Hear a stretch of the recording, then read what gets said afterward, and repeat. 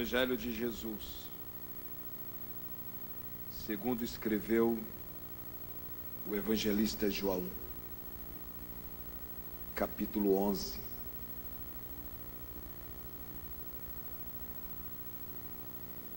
Enquanto os irmãos estão procurando, pastor Osmar Noronha, pastora Sônia Helena, Deus abençoe pelo carinho, pela maneira tão gentil de nos receber aqui, de ceder o púlpito que é direito do Senhor, entregando a igreja sobre a nossa responsabilidade como pregador. Eu sei que não é fácil, mas o Senhor fez isso de forma muito alegre comigo aqui. Eu estou levando isso como uma grande lição e com um conforto muito grande na minha alma. Toda essa pleite de obreiros, abnegados homens de Deus, prazer conhecê-los. Pastor Mariuzan, evangelista César, obrigado pelo carinho de vocês. Eu não costumo fazer isso não, mas aonde a gente se sente bem, a gente quer voltar. Eu ainda quero voltar. Quero voltar com a Kátia, com a minha esposa. E ela está curiosa, eu estou falando para ela. Hoje ela já quis saber como é que foi de manhã, como é que estava a igreja, como é que são os irmãos, as irmãs.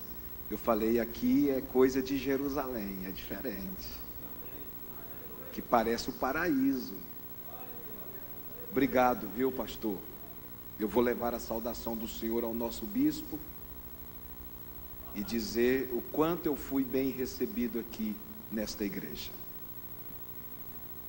Parece que nós havíamos combinado, né?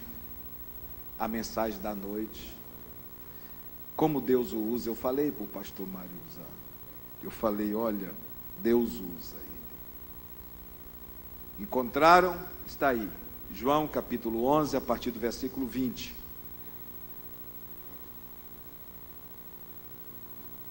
Ontem à noite nós ministramos, hoje pela manhã, e agora, nesse culto de celebração, nesse trabalho ainda com reflexo de ontem à noite e de hoje pela manhã, nós vamos, Deus mediante a sua palavra, ministrando. Diz assim: ouvindo, pois, Marta que Jesus vinha, saiu-lhe ao encontro. Maria, porém, ficou assentada em casa. Disse, pois, Marta a Jesus: Senhor, se tu estivesses aqui, meu irmão não teria morrido. Mas também agora sei que tudo quanto pedires a Deus, Deus te concederá. Disse-lhe Jesus: teu irmão há de ressuscitar. Disse-lhe Marta: eu sei que há de ressuscitar na ressurreição do último dia. Disse-lhe Jesus: eu sou a ressurreição e a vida. Quem crer em mim, ainda que esteja morto, viverá. E todo aquele que vive e crê em mim, nunca morrerá. Crês tu isto? Disse-lhe ela: sim, Senhor, creio que tu és o Cristo, Filho de Deus, que havia de vir ao mundo. E dito isto, partiu e chamou em segredo a Maria, sua irmã, dizendo: o mestre está cá e chama-te. Ela, ouvindo isto, levantou-se logo e foi ter com ele, pois Jesus ainda não tinha chegado à aldeia, mas estava no lugar aonde Marta o encontrara.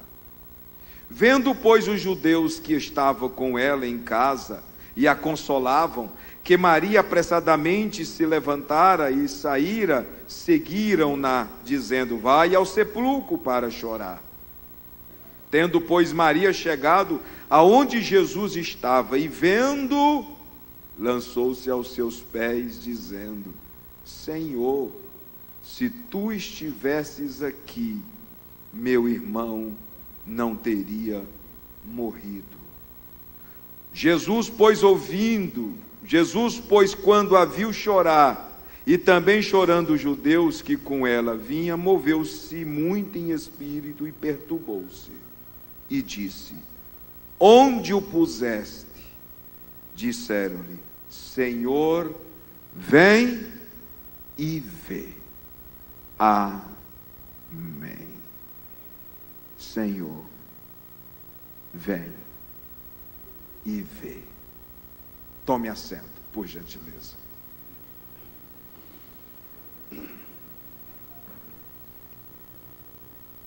Meus irmãos,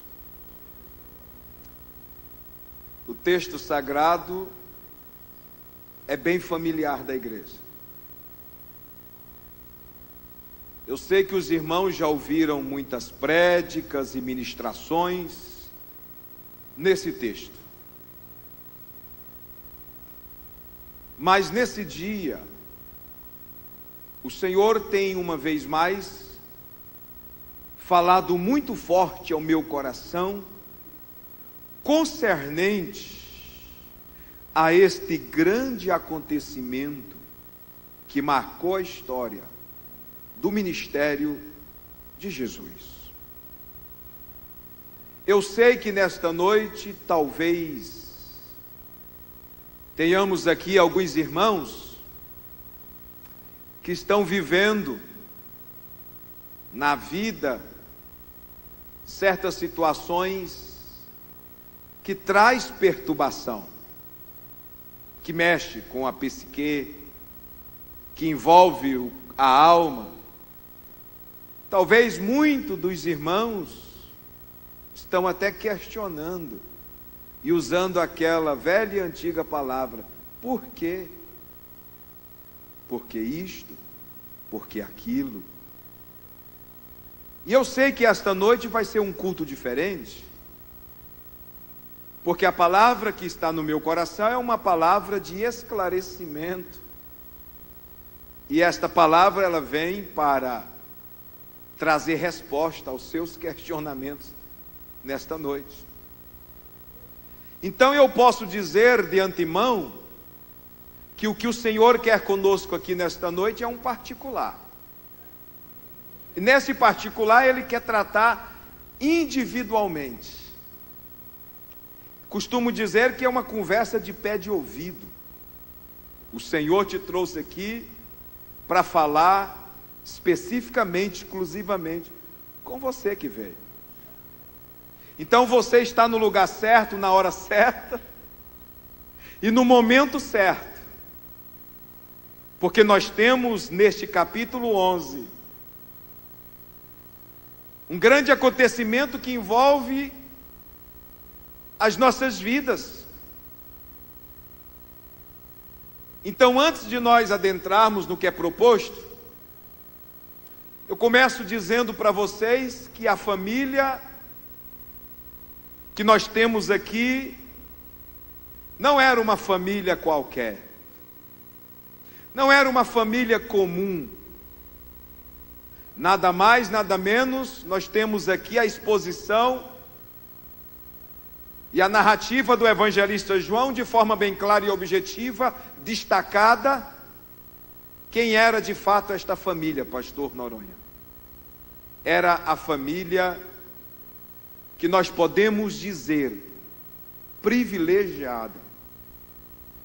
Se você olhar no contexto da situação, a partir do versículo 1, João fala de um certo homem, e aí diz que estava, porém, esse porém aqui já começa falando muitas coisas. Estava, porém aqui está no sentido destacado, porém, poderia falar, estava, mas tem um porém, e o porém diz que era alguém diferenciado.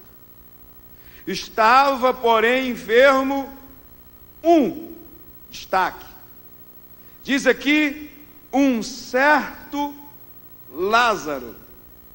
Então nós temos E entendemos que aqui João não estava falando de alguém comum, normal, era alguém diferenciado. Aí no Data Show você pode perceber a narrativa do evangelista João. Estava, porém destaca, enfermo um certo, destaque, Lázaro, e aí diz, de Betânia, aldeia de Maria e de sua irmã Marta. Então não era uma família comum, era uma família diferenciada. Por que que era uma família diferenciada? Por que que nós não olhamos para esta família como qualquer outra família? O versículo 2 vai destacar isso, e eu gosto muito dessa exposição detalhada, para que você viva o texto e se identifique no texto. Olha o versículo 2. E Maria era aquela que tinha ungido o Senhor com unguento, e lhe tinha enxugado os pés com os seus cabelos, cujo irmão Lázaro estava enfermo. Está destacando aí agora quem era Maria. Primeiro destaque de Lázaro, um certo Lázaro, destaque. Agora destaca Maria. Maria era aquela que tinha ungido o Senhor, lembra? Ficou famosa, que ninguém lhe tiraria esta parte. Ficou marcada na história. Não era alguém comum. Mas aí diz que esta Maria, que tinha feito esse investimento, essa atitude nobre, de adoração, de quebrantamento, esta Maria, ela estava vivendo na sua história uma situação terrível. É que o irmão dela estava muito doente. Diz lá, cujo irmão Lázaro estava enfermo. E aqui eu começo pensando, e eu gosto muito desta linha pensativa. O povo de hoje não gosta de pensar. A geração de hoje é a geração do oba-oba, né?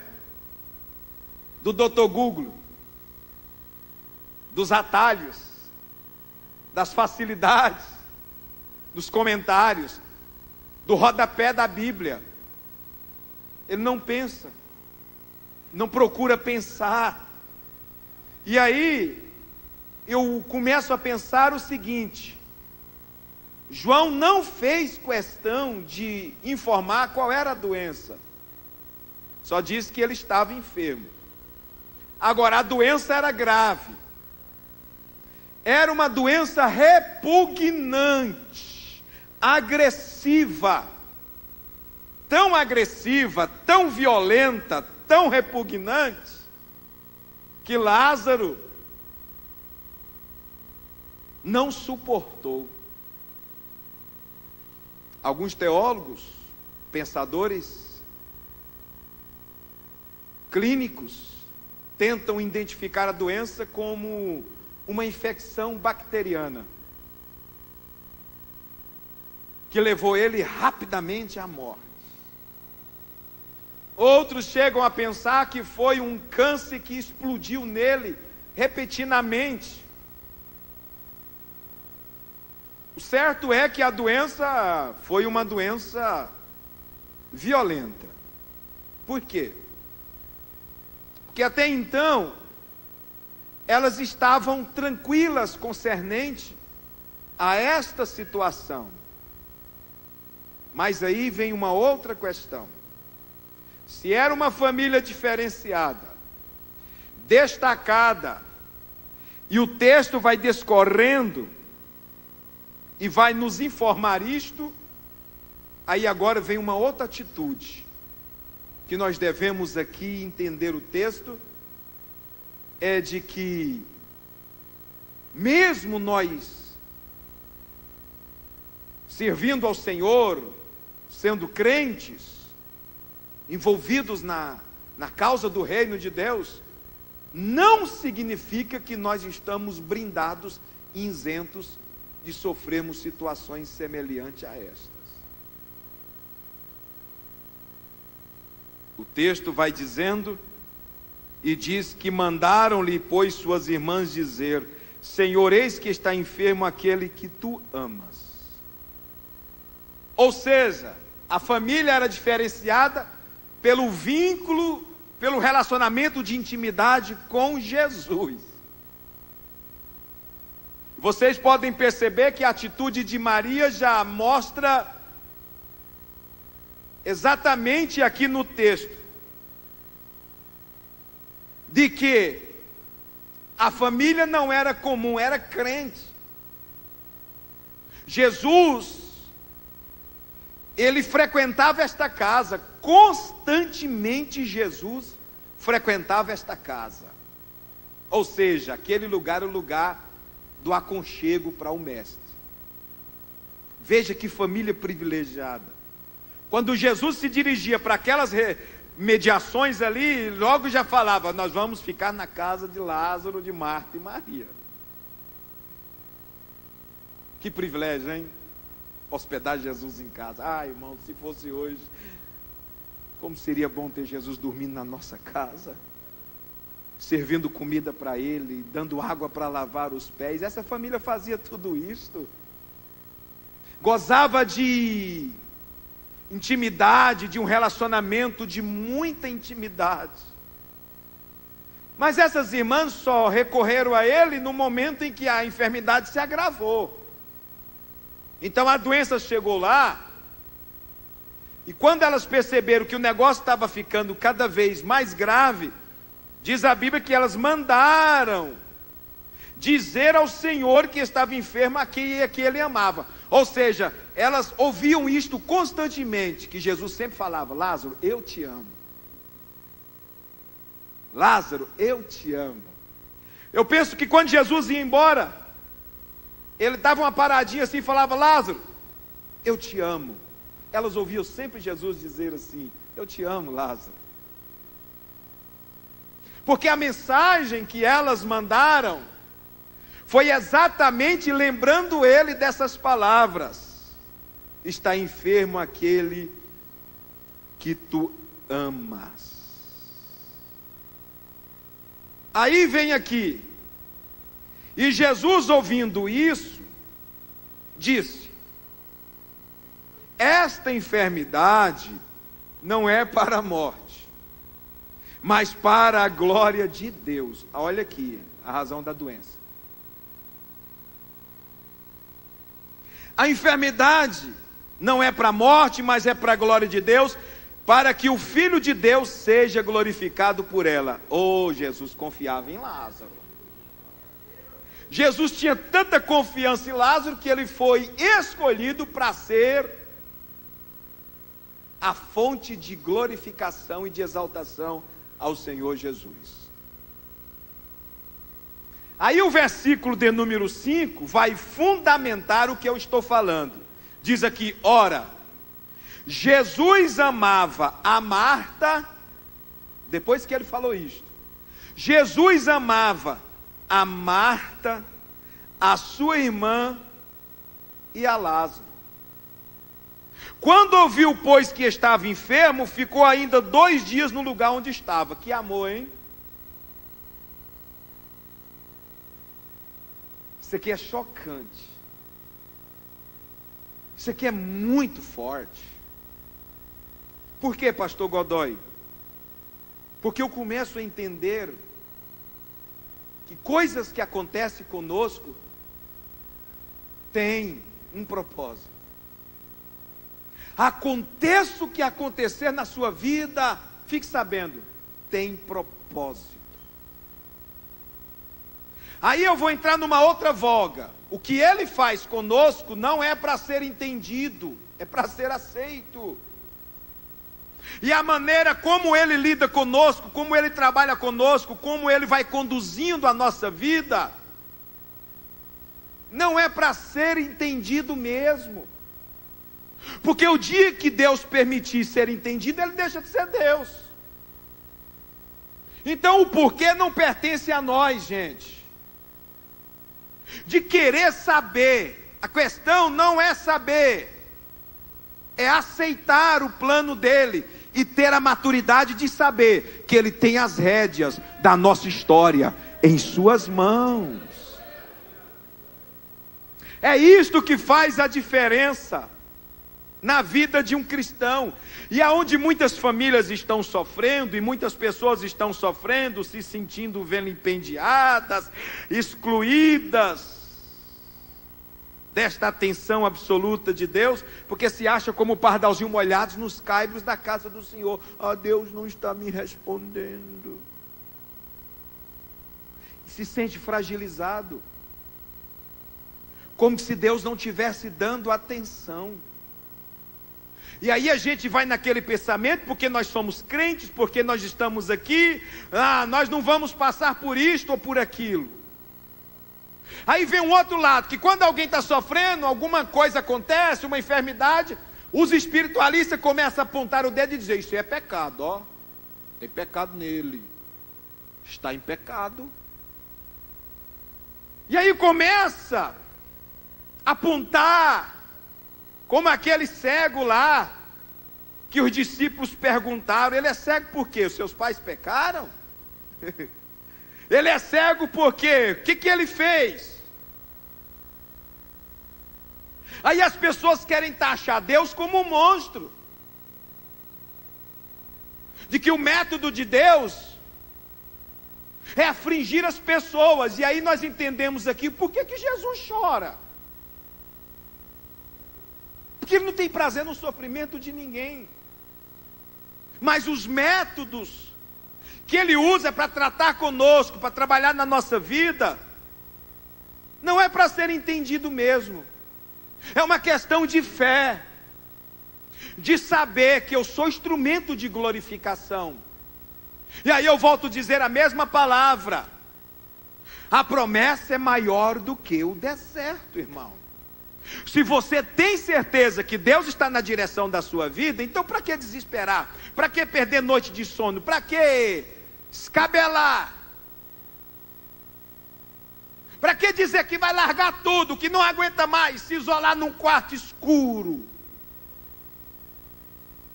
E achar que é a pessoa mais insignificante? Olha aqui, gente. Jesus amava, Jesus se declarava, Jesus frequentava a casa e a doença chegou lá, uai, o que tem?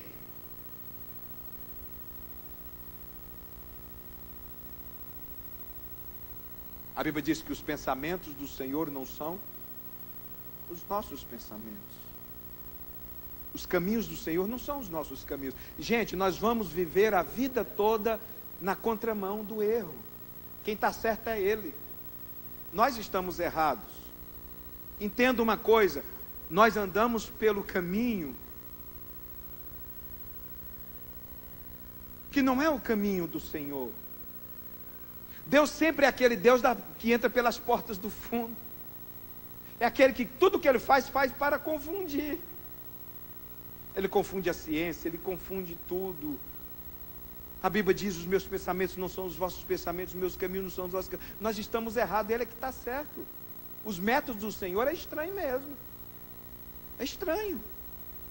Por exemplo, na nossa lei, presta atenção, na nossa lei, o subir não é sempre o subir? Ei, irmão, vai subindo aí, mais um, vai. Ó o pé, vai mais um, sobe.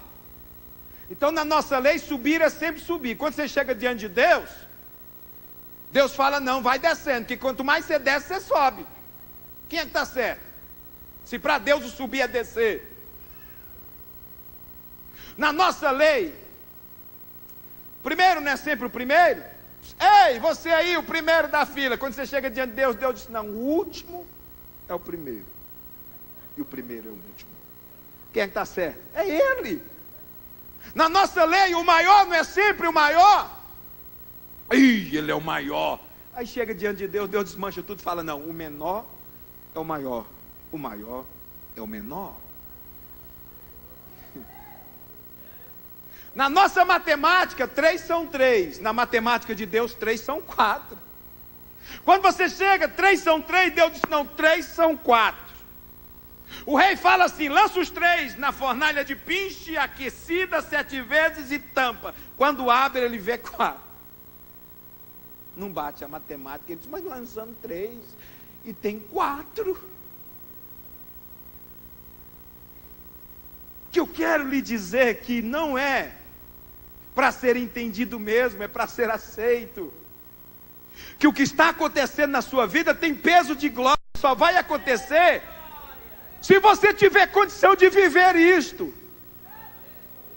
Olha aqui, Jesus está falando, a doença não é para a morte, a tragédia não é para o desastre, irmão.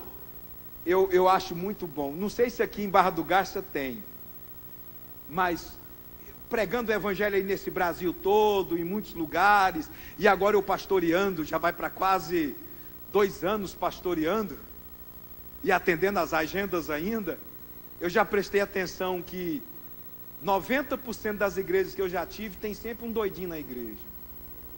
Um doidinho.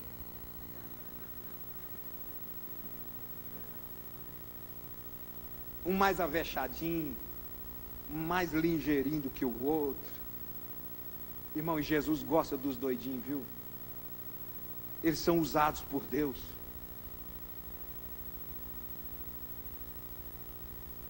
Eles são diferenciados, irmãos.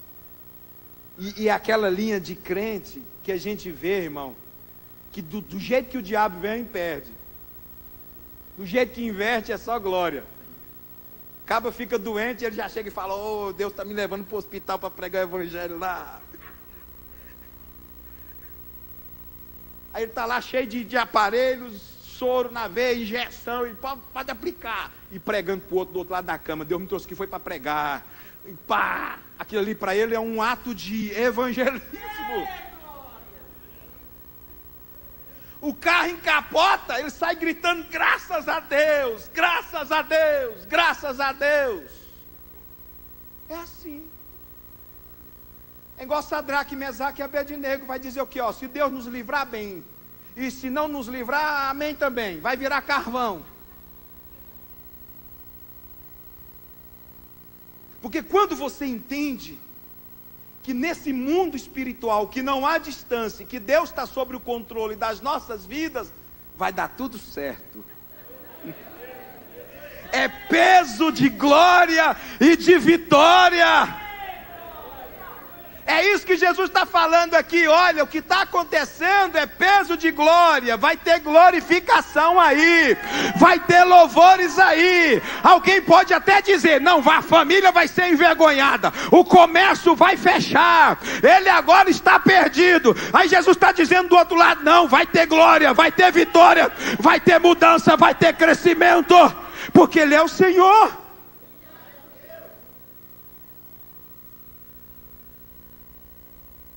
Mas o negócio fica muito sério. Fica tão sério que o mensageiro volta, pastor Noronha. O mesmo que foi levar a notícia de que Lázaro estava enfermo, aquele a quem Jesus amava, volta com a mesma notícia para aquelas irmãs dizendo: não veio não. Não veio. Você falou? Falei. Você falou que era o que ele amava? Falei, mas ele disse que não é para a morte. Ouvi ele até dizer lá que isso aí é para a glória de Deus. Lá está lá. Como é que é? É para a glória de Deus. E Lázaro? Morrendo. Ele falou que não é para a morte. Falou que não é para a morte, é para a glória.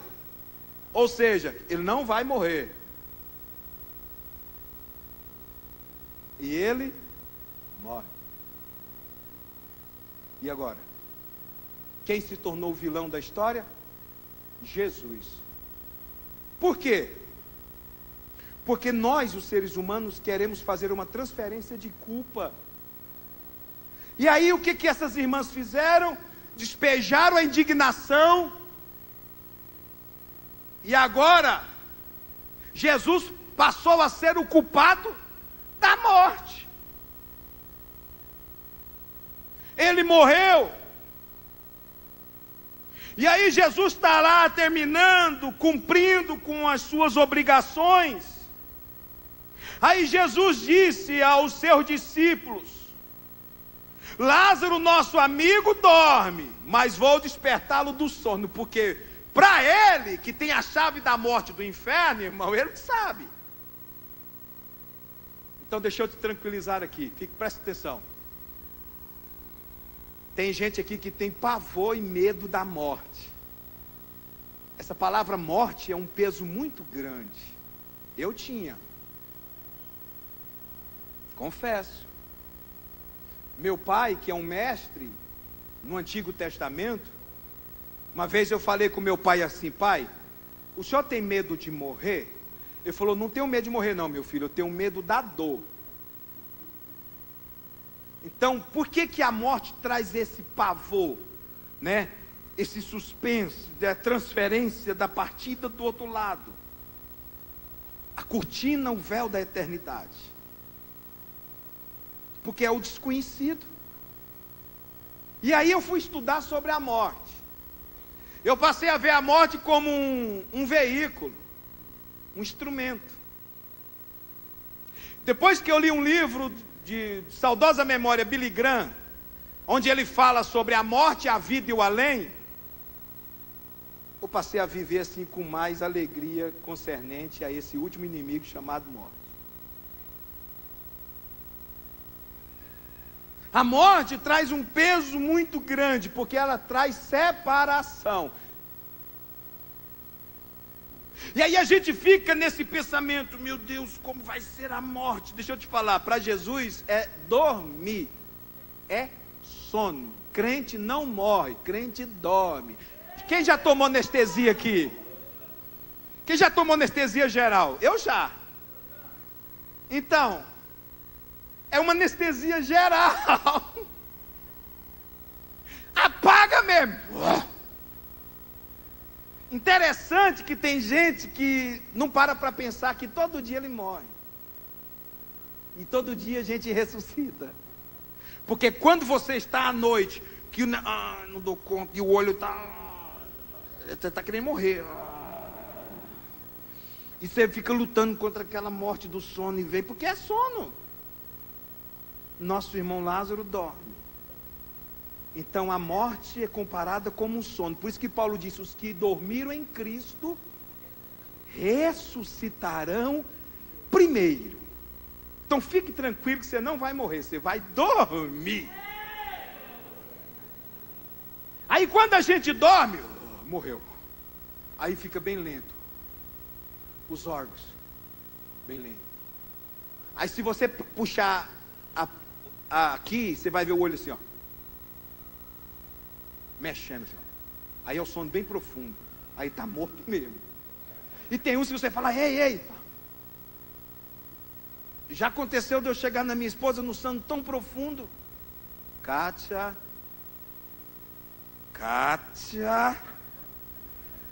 encostar assim: Kátia. Aí quando chega de manhã, quando abro o olho, ressuscitei. Então o que Jesus está querendo dizer? Fique tranquilo. A morte, ela não tem domínio sobre o crente, porque ela já foi vencida. Ela foi vencida. Eu sei que a igreja aqui é bem esclarecida, pastor Mariuzan, teologicamente. Eu vou subir um pouquinho o nível então. Deixa eu te falar uma coisa. A morte morreu. Você sabe qual foi a morte que matou a morte? Houve uma morte que matou a morte. A morte que matou a morte foi a morte de Jesus. A morte de Jesus mata a morte. E a morte morreu. E Paulo fala isso na primeira carta à igreja de Corinto, capítulo 15, versículo 51 a seguir. Ele fala desse mistério. Tem gente que fica brincando com mistério, né? Ei, irmão, estou vendo mistério. Mentira, irmão, não vê mistério. Ninguém vê mistério. Vem falar para mim que está vendo mistério, não, que vai ser repreendido. Irmão, estou vendo mistério na sua vida. Para com isso, mistério não se vê. Irmão, pega esse mistério. Não tem como pegar o mistério. Mistério é mistério. O dia que se revelar o que é mistério, mistério deve ser mistério. Paulo revelou o mistério. Versículo 51, Paulo diz assim: eis aqui vos digo um mistério. Ainda é mistério. Aí ele revela: na verdade nem todos dormiremos.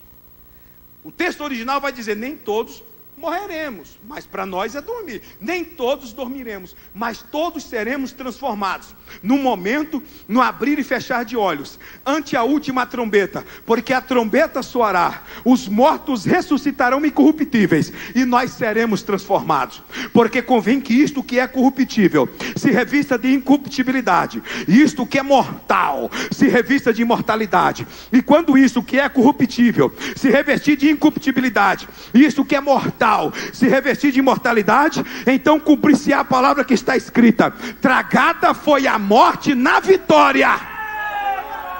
A morte matou a morte de Jesus. Tragada foi a morte na vitória. Aí vem, onde está a morte, o teu aguilhão? Onde está o inferno, a tua vitória? Ora, o aguilhão da morte é o pecado, e a força do pecado é a lei. Mas graças a Deus que nos dá a vitória por Cristo Jesus. Vira para o irmão que está ao seu lado e fala assim: fique tranquilo, a morte já morreu.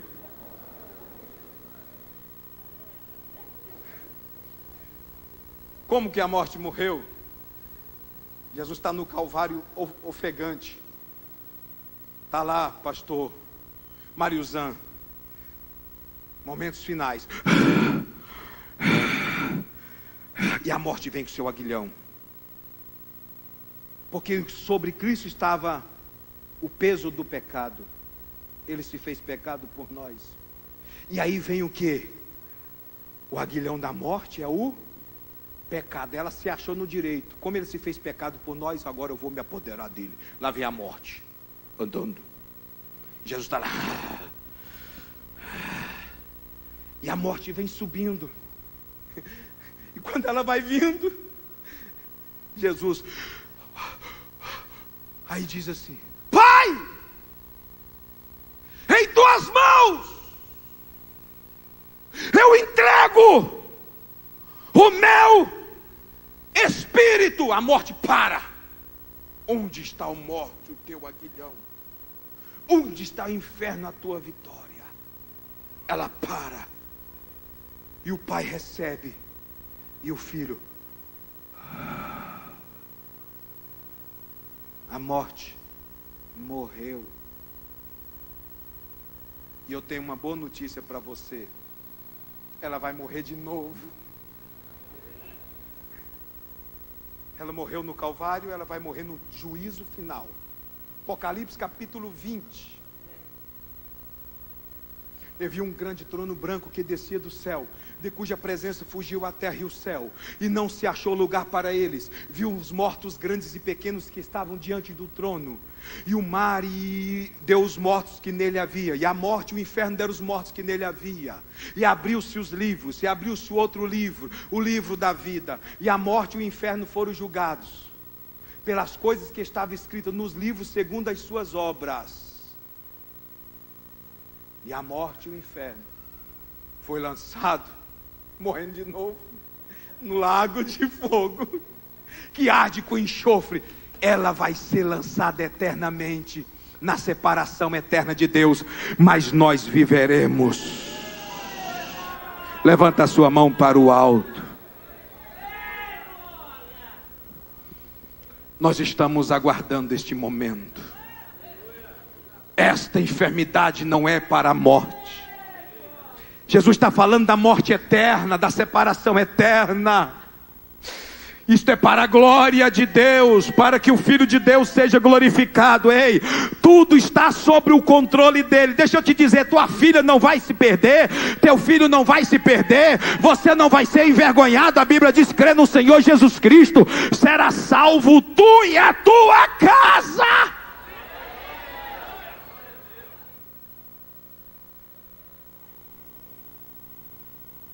Quando Jesus disse isto, vamos caminhando,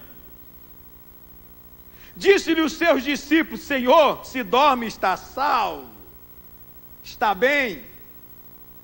Aí Jesus, no versículo 13, mas Jesus dizia isso da sua morte. Eles, porém, cuidavam que ele falava do repouso do sono. Então, pois Jesus disse claramente: Lázaro está morto, e fogo por amor de vós, que lá não estivesse, para que acrediteis, mas vou ter com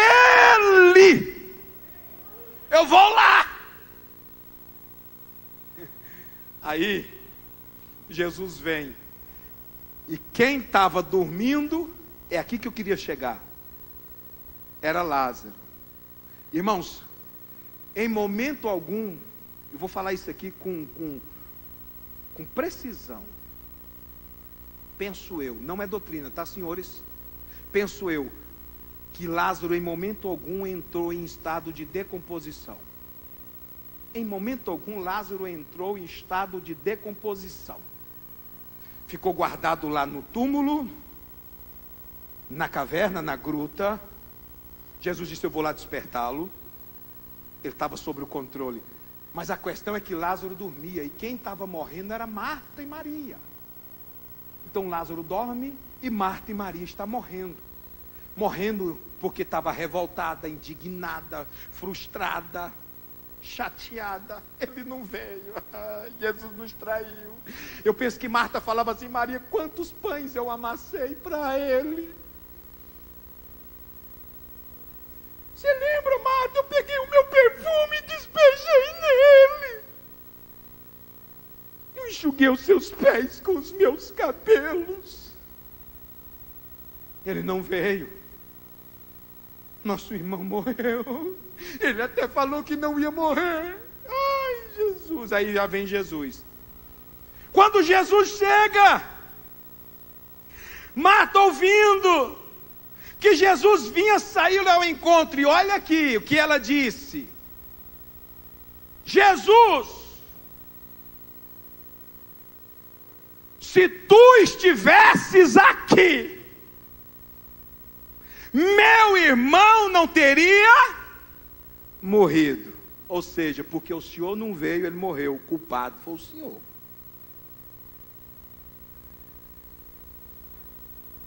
Jesus vai sarar e trazer vida para Marta, que estava morrendo, porque não foi atendida, porque Jesus não veio na hora que ela pediu para vir. Será que tem gente hoje assim que fica contrariado, revoltado, chateado? Eu orei, mas ele não me respondeu, não veio. Eu fiz aquele negócio, não deu certo, Senhor. Você falou mesmo com ele? Você buscou conselho com os homens de Deus? Ou fez sozinho e agora quer jogar a responsabilidade em Jesus? Se o Senhor estivesse aqui, meu irmão não teria morrido. Aí Jesus vai sarar o coração dela. Aí Jesus lhe disse no versículo 23: teu irmão há de ressuscitar. Parece brincadeira. 4 dias. Teu irmão há de ressuscitar. Aí ela lembra do estudo escatológico, lá naquele dia. Hoje eu sei qual foi a mensagem que ele pregou para Marta e para Maria e Lázaro, enquanto Marta estava fazendo as coisas ansiosa, e queria que Jesus dispensasse Maria para ir ajudá-la. Ele estava falando do arrebatamento, e Marta escutava. Eu sei, Senhor, que ele há de ressuscitar na ressurreição do último dia. Eu sei, lá na frente ele vai ressuscitar. Aí Jesus diz o quê? Versículo 25: eu sou a ressurreição e a vida. Eu sou a ressurreição e a vida. Quem crê em mim, presta atenção nisso aqui, quem crê em mim, ainda que esteja morto, viverá. Você entendeu? Como é que um morto vai crer se está morto? Jesus está falando. Quem crê em mim, ainda que esteja morto, viverá. A ideia que se tem é que a gente vai chegar no caixão e falar assim: defunto, você crê? Se você crê, você vai viver. Hã? Quem crê em mim, ainda que esteja morto, viverá. Jesus não está falando do morto literal. Jesus está falando daquele que está vivo, morrendo.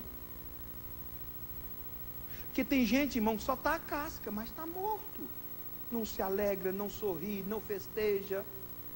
Você olha para ele assim, só falta dar o caixão. É um morto ambulante. Está morto. Aí Jesus está falando para esses: quem crê em mim, ainda que esteja morto. É dessa vida radiante, transbordante, essa vida que contagia, que quando você encosta nele, dá vontade de ficar o dia todo com ele, porque está vivo, vivinho da Silva. Agora quem está morto, irmão, você encosta, você sai dali morrendo. Irmão, o negócio está feio, irmão, o trem está acabando com tudo, minha vida está uma bagaceira, olha, eu não sei mais, irmão do céu, perdi até a vontade de viver. Jesus está falando: quem crê em mim, ainda que esteja morto, viverá. Aí ele parte para outra classe: e todo aquele que vive, crê em mim, nunca morrerá, nunca morrerá. Todo aquele que vive e crê em mim, nunca morrerá.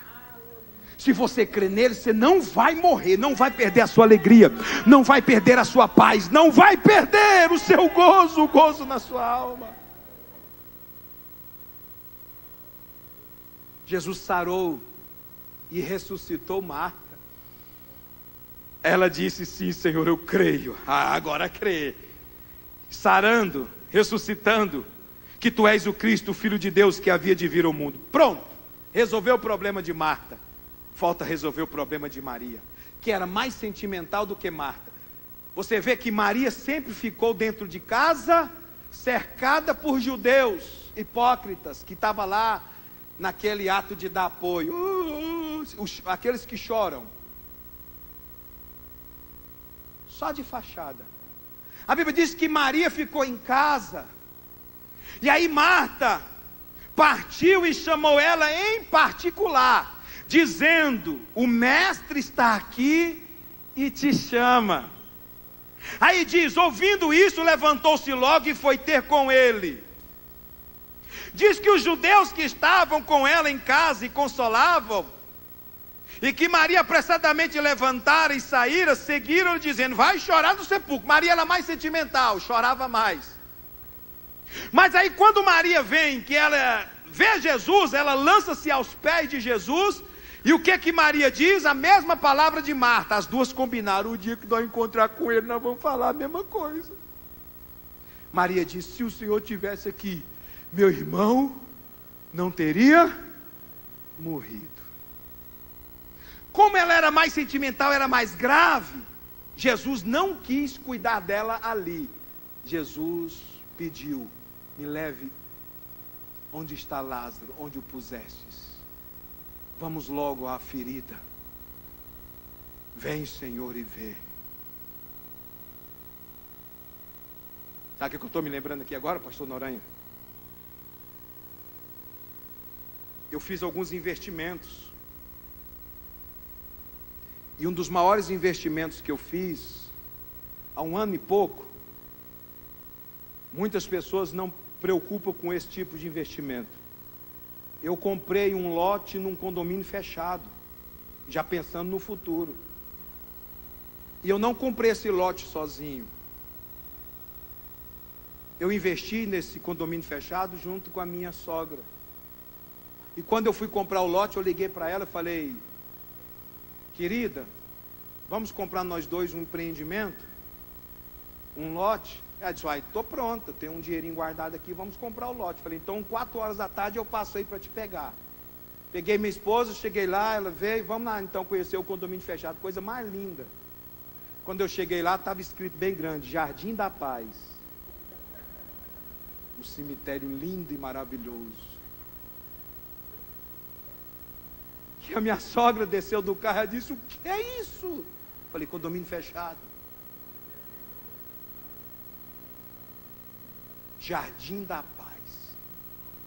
Isso aqui é um cemitério, meu genro. Falei: sim, senhora. Ou você acha que eu vou ter dor de cabeça no futuro para guardar a senhora? Ou quem sabe eu virei para cá, ou quem sabe você. Ela: Aí a Rose estava esperando e disse: vem, seja bem-vindo. Ela pegou a bolsinha dela, bem lentamente subiu a escada. Aí a Rose diz assim: se vocês querem conhecer primeiro as salas. Que salas? Os estabelecimentos. Falei: qual?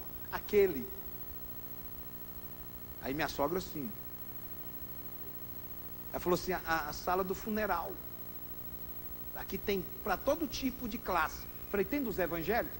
Tem. Então vamos dos evangélicos. Chegou lá, cheio de versículos, quem crê em mim que esteja morto viverá e tal, a eternidade. Falei, aqui que é o lugar, olha para você ver o ambiente. Aqui vai ter culto, vai cantar os hinos. Mais perto quero estar. Falei, Rose, aquele lugarzinho ali é o quê? Ali é onde a família chora, lá tem uma cama, tem banheiro, tem lugar de botar um café. Beleza. Aí a Rose falou assim, vocês querem conhecer o ossário ou quer ir direto ao empreendimento? Para poupar a minha sogra, eu disse, vamos ao empreendimento. Saímos fora assim, um alto, tudo verdinho, tapete. Quem conhece o quero-quero? Aqueles pássaros, quero-quero. Os canarinhos, piu, piu, piu. Falei, gente, olha que paz. Não tem barulho de som automotivo, não tem briga de vizinho. O rico e o pobre tudo juntinho um do outro ali. E o lugar tudo gramadinho, tudo seguro, não entra ladrão, não tem assalto, não tem fadiga, não tem carneiro, não tem duplicata, aqui é paz.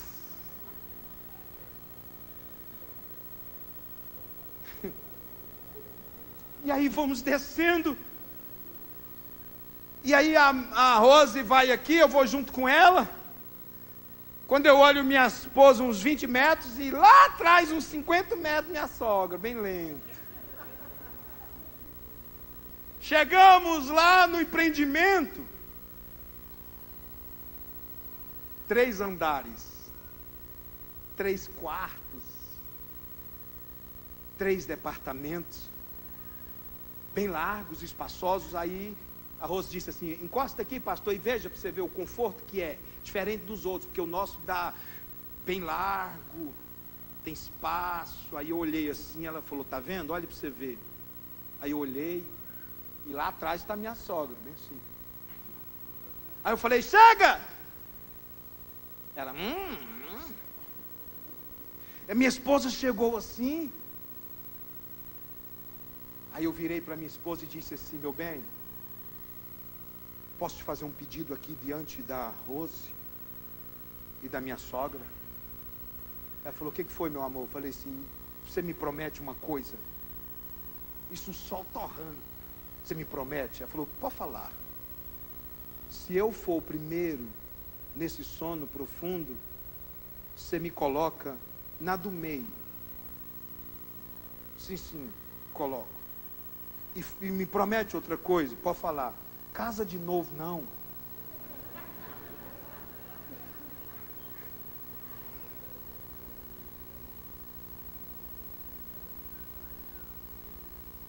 Falei, meu bem, eu fico pensando, andar no meu carro, vestir meus ternos, minhas gravatas, calçar meus sapatos, usar as minhas coisas. Eu sou tão enjoado. Em casa de novo, não, ele vai ficar falando, teu marido foi um gigante, foi um homem de Deus.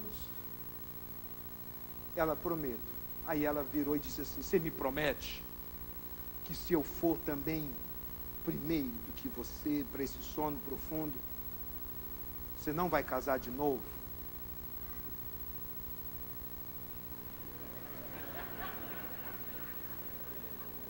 Eu fiz isso. Prometo.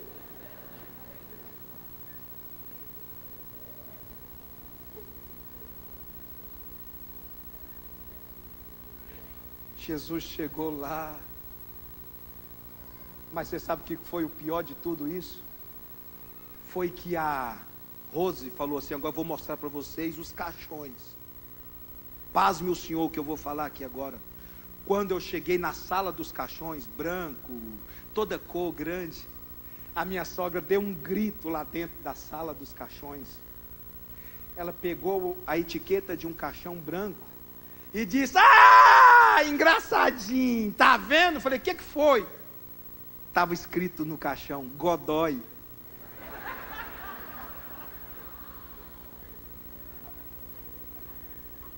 Falei, o quê? Vem cá para você ver, Godói. Meu Deus. Aí a Rose falou assim, olha no outro, Godói. Todos os caixões escritos Godói, a marca Godói, gente.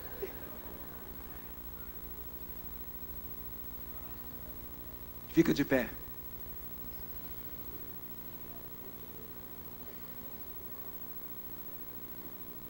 Jesus chegou lá no túmulo.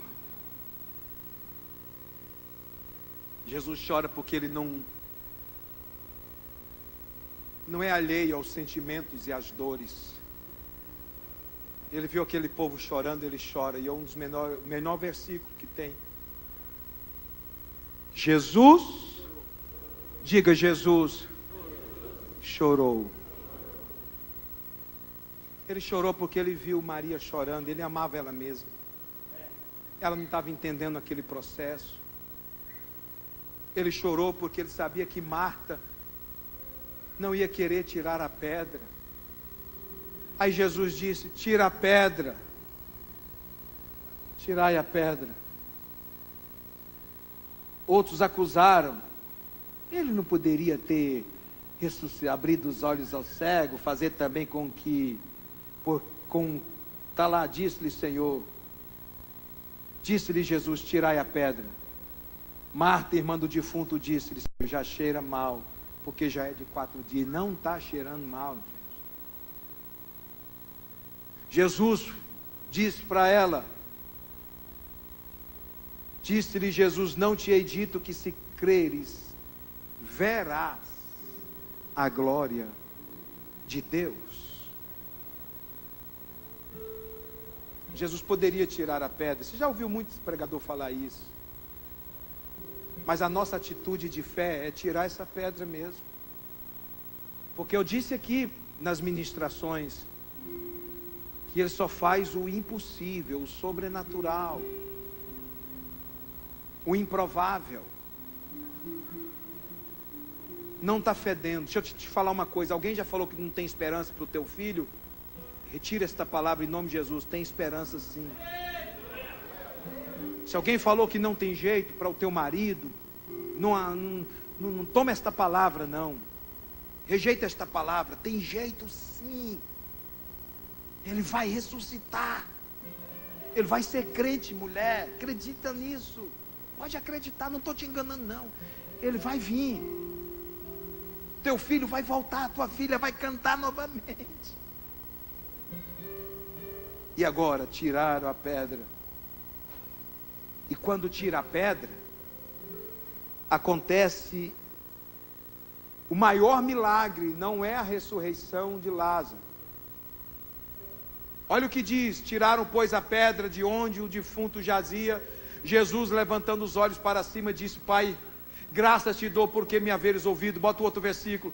Eu bem sei que sempre me ouves, mas eu disse isto por causa da multidão que está em redor, para que creia que tu me enviaste. Bota o outro versículo. E tendo dito isto, clamou com grande voz.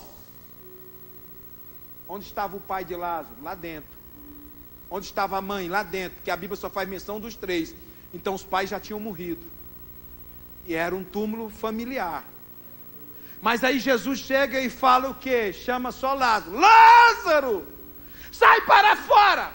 E era uma caverna profunda. Bota o outro versículo. O defunto saiu, tendo as mãos e os pés ligados com faixas, seu rosto envolto em lenço. Disse-lhe Jesus: desligai-o e deixai-o ir. Deixa eu te dizer uma coisa. O maior milagre aqui não é a ressurreição, é a saída dele lá de dentro. Qual era o estado dele? O defunto saiu, tendo as mãos e os pés ligados, amarrados, com faixas, seu rosto envolto em lenços. Quando você for em Israel, procure saber como é que é. O lugar é profundo, uma gruta profunda, uma caverna profunda. Onde ele estava? Cheio de relevos. Como que ele sai? Amarrado. E por que só saiu ele? Porque ele chamou pelo nome. Porque se Jesus falasse na entrada: defunto, sai fora, irmão, ia ser um tropelo. O pai ia querer sair, a mãe ia também, ia virar aquele negócio, o tio, o primo. Mas Jesus disse: é só Lázaro, vem fora. E ele, como sai?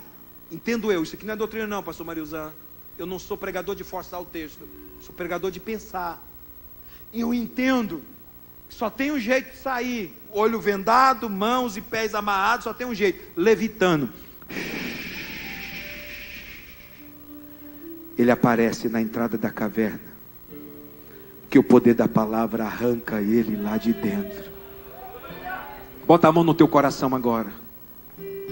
O poder da palavra dele vai arrancar de dentro da cova o teu filho, tua filha, teu marido. O poder da palavra vai botar para fora. Aquilo que se perdeu vai voltar.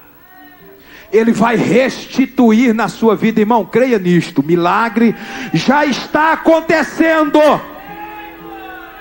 Fecha os teus olhos e pensa agora. Qual é a tua maior necessidade? Qual o milagre que você está buscando? Não pensa pouco não, gente, por favor. Amanhã eu vou embora bem cedo. Deus falou comigo essa tarde que vai ressuscitar sonhos aqui, vai ressuscitar coisas impossíveis que já estão perdidas aos olhos humanos. E Deus falou comigo: meu filho, traz esta palavra de vida. A vida está chegando, Ele está trazendo vida. Então pensa agora, qual é a tua maior necessidade? Qual o milagre que você quer? Pensa, porque o poder da palavra dele vai trazer e arrancar lá do fundo aquilo que se perdeu. Ele está trazendo vida. Ah, igreja, se você pudesse contemplar o que eu estou contemplando por cima desta nave, há uma glória de Deus que paira sobre nós aqui esta noite.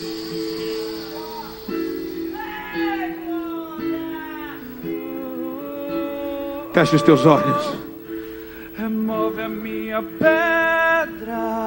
Remove a pedra. Chama pelo nome. Muda a história. Muda a minha história. Ressuscita. Ressuscita os meus sonhos. Você vai fazer a faculdade, rapaz. Transforma minha vida. Você vai formar, moça. Me faz um milagre. Ei! Me toca nessa hora. O Senhor está falando aqui, ó. Ele vai abrir porta onde não tem porta. Ele vai abrir estrada onde não tem estrada. O deserto vai transformar no oásis. Esse ano é o ano da virada. É o ano da conquista. É o ano da restituição.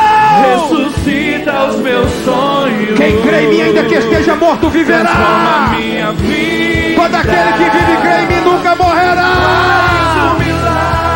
Receba o poder de Deus aí agora. Receba a graça de Deus aí agora. Abra sua boca. Fala alguma coisa agora. Remove a minha pedra. Me chama pelo nome. Muda a minha história. Ressuscita os meus sonhos. Transforma minha vida.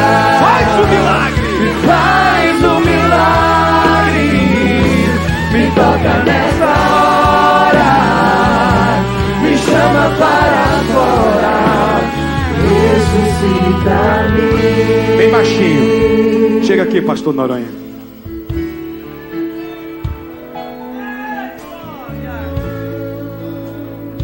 Escreva isto. Ah, eu estou vendo. Vida. Vida. Vida transbordante, radiante. Ei, não tenha medo do amanhã. Não fique ansioso por coisa alguma. O Senhor tem as rédeas da sua história em suas mãos. Aleluia. O melhor de Deus está chegando para você. O milagre, o impossível, o sobrenatural. Eu quero pedir 30 segundos. Eu tenho que voltar o microfone ao pastor Noronha. Abraça essa pessoa que está do seu lado e diga assim: este ano é o ano da ressurreição. Ele vai ressuscitar os teus sonhos. Ele vai ressuscitar aquilo que se perdeu. Ele vai trazer novamente. Oh, que ano vai ser esse? O ano do triunfo da igreja. Jesus não tem que provar nada para nós. Olha o que Ele está fazendo na história desse país. Ele está no controle. Alegra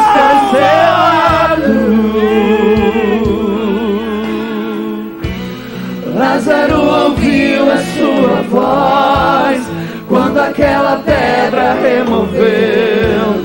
Depois de 4 dias ele reviveu. Mestre, não há outro que possa fazer aquilo que só o teu nome tem todo o poder. Eu preciso tanto de um milagre. Remove a minha pedra, me chama pelo nome. Essa é a melhor igreja. Muda minha história, ressuscita os meus sonhos. Aleluia, eu vejo muitos olhos lacrimejando. E faz um milagre. Chama para toca nessa hora, me chama para fora, ressuscita-me. Bem baixinho. Pastor Noronha, eu vou voltar o microfone ao senhor. Pastor Mariuzan, César, deixa eu dizer uma coisa para o senhor, pastor Noronha. Esses 3 dias eu mantive uma linha pedagógica, doutrinária, trazendo a ortodoxia. Mas eu quero voltar aqui para pregar. Eu não preguei, Mariuzan, eu só ministrei. Mas eu quero voltar aqui para pregar, para orar pelos enfermos, para orar para o batismo com o Espírito Santo, para ministrar milagres e maravilhas. Eu quero voltar aqui só para este lugar, em nome de Jesus. Muito obrigado por tudo. Um abraço. Esta é a melhor igreja do Mato Grosso. Levanta a sua mão e dá glória a Deus.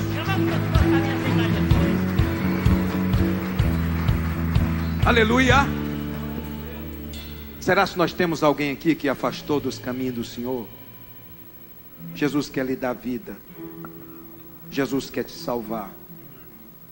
Se tiver alguém aqui que está afastado ou que não é crente, o Senhor te chama. Ele quer riscar o teu nome do livro da morte e Ele quer escrever no livro da vida. Há alguém aqui para ser ressuscitado? Então venha agora. Venha chorando. Venha se entregando. Sobe aí. Onde está você? Onde está a segunda pessoa que quer entregar a sua vida? Quem crê em mim, ainda que esteja morto, viverá. Sai do seu lugar. Convide essa pessoa que está do seu lado. Vem agora! Ele quer riscar o teu nome do livro da morte e quer escrever no livro da vida. Minha filha, corra! Corra, meu filho! É noite de ressurreição. Venha chorando. Venha se entregando. Venha com ela. Vem com ela. Vem. Onde está a terceira pessoa? Sai do seu lugar, rapaz. Sai do seu lugar, homem. O Senhor te chama. Onde está a quarta pessoa? Ainda tem. Ainda tem. Deixa eu te falar uma coisa. Sai daqui sem fazer isto não. Sai daqui sem fazer isto não. Olha a palavra que foi pregada. Quem crê em mim, ainda que esteja morto, viverá. E todo aquele que vive e crê em mim nunca morrerá. Ajuda ali, pastor Mariuzan. Mais pessoas estão chegando aqui à direita. Sai do seu lugar agora, rapaz. Sai do seu lugar, moça. O Senhor te chama. Ele quer riscar o teu nome do livro da morte e quer escrever no livro da vida. Ah, se você soubesse. o que Ele tem preparado para você, para a sua vida. Isso é que é vida, vida com Ele. Ainda tem. Vem agora, antes que seja tarde demais. Amanhã pode ser tarde. Você não vai sair daqui sem fazer isto. Teu coração está quase saindo pela boca, está batendo forte. O Senhor está te chamando. Você conhece, filha? Venha, filha. Ele muda a sua história, Ele muda a sua vida. Vem chorando, vem se entregando. Sai do seu lugar. É noite de ressurreição, é noite de vida, com a verdadeira vida que é Cristo. Ainda tem mais. Onde está você, rapaz? A morte que matou a morte foi a morte de Jesus. E esta morte que matou a morte, através da ressurreição dele, Ele quer trazer vida para você. Então vem agora, correndo, eu já vou parar. Não sai daqui sem fazer isto não, pelo amor à sua própria vida. Tem mais alguém? Eu não sou de insistir muito. Vamos orar então.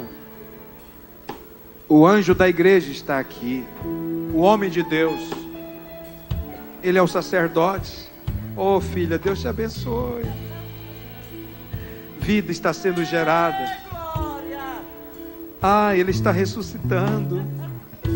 Esse aperto, esse sufoco na alma vai sair. Pastor Noronha, agora é com o Senhor. Meu